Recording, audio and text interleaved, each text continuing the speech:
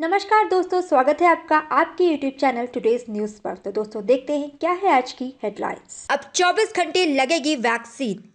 भारत में 1 मार्च से टीकाकरण का सेकेंड फेज शुरू हो चुका है, जिसमें 45 वर्ष से ऊपर के गंभीर बीमार व्यक्ति के अलावा 60 वर्ष के ऊपर के सभी व्यक्तियों का टीकाकरण किया जाना है। भारत के कुछ राज्यों में अभी भी कोरोना संक्रमण गंभीर स्थिति में है, जिसमें महाराष्ट्र और केरल में हालात बेहद गंभीर है। कल शाम तक मिले आंकड़ों में भारत में 14,989 कुल नए संक्रमित सामने आए, जिसमें अकेले महाराष्ट्र और केरल से ही 10,801 नए संक्रमित पाए गए, जबकि पिछले 24 घंटे में भारत में ठीक होने वाले मरीजों की संख्या 13,123 रही। भारत सरकार द्वारा इन स्थितियों को देखते हुए टीकाकरण की रफ्तार बढ़ाने के लिए एक महत्वपूर्ण फैसला लिया गया है, जिसमें टीकाकरण के निर्धारित समय की सीमा को समाप्त कर 24 घंटे टीकाकरण करने के आदेश को जारी कर दिया है। इसके बाद अब लोग 24 घंटे और 7 दिन अपनी सुविधा के हिसाब से टीका लगवा सकते हैं। एक अन्य खबर के मुताबिक कोवैक्सीन बनाने वाली कंपनी भारत बायोटेक के तीसरे चरण के ट्रायल के नतीजे सामने आ गए हैं, जिसमें इस वैक्सीन को 81% तक प्रभावी पाया गया है एवं यह वैक्सीन कोरोना के नए स्ट्रेन से भी लड़ने में सक्षम है। अर्थव्यवस्था रोजगार के आंकड़े जारी। भारतीय अर्थव्यवस्था को लेकर एक रिपोर्ट सामने आई है, जिसमें बताया गया है कि कोविड-19 महामारी और यात्रा पर पाबंदियों से उनकी सेवाओं की अंतर्राष्ट्रीय मांग पर अभी भी असर जारी है।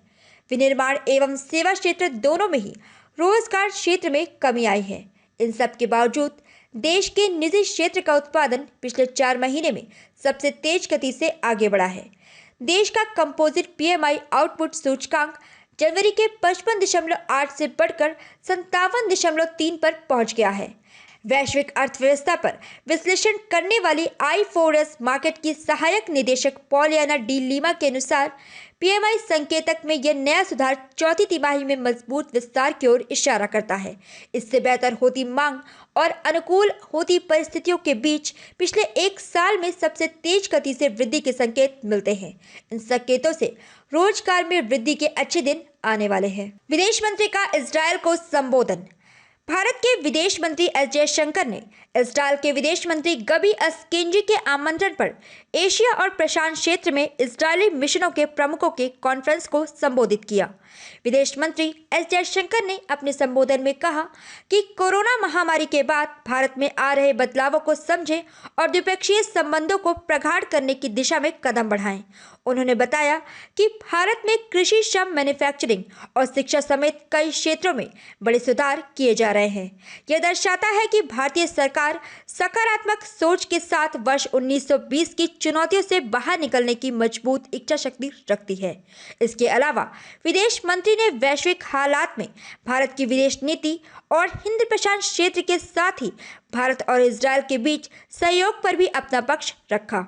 इन चीनी ऐप से रहे दूर।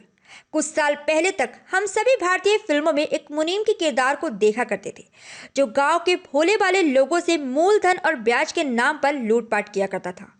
अब इस आधुनिक डिजिटल इंडिया में कुछ ऐसा ही काम कुछ चीनी ऐप्स कर रही हैं, जो मजबूर परेशान लोगों को इजी लोन के नाम पर संबंधित लोगों की फोन में मौजूद सभी निजी जानकारियों का एक्सेस हासिल कर लेती हैं और बाद में अनाप शनाप ब्याज वसूलने के बाद भी लोगों को ब्लैकमेलिंग के अलावा धमकी एवं प्रताड़ना देने की शिकायतें भी सामने आई हैं।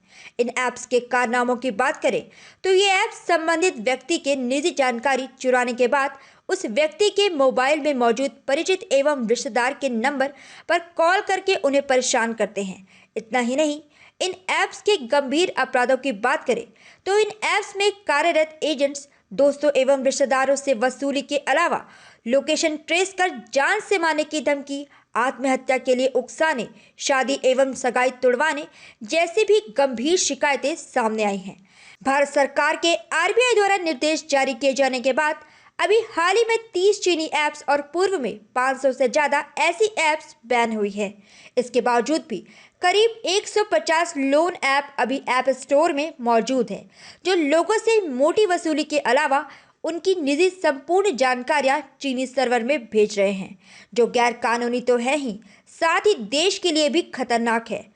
आपको बता दें, एक रिपोर्ट के मुताबिक सिर्फ एक ऐप ने ही करीब 87 लाख से अधिक लोगों से 4,572 करोड़ रुपए की वसूली की है। अगर आपने मेरे चैनल को अभी तक सब्सक्राइब नहीं किया है तो प्लीज़ लाइक करिए, शेयर करिए और सब्सक्राइब करिए।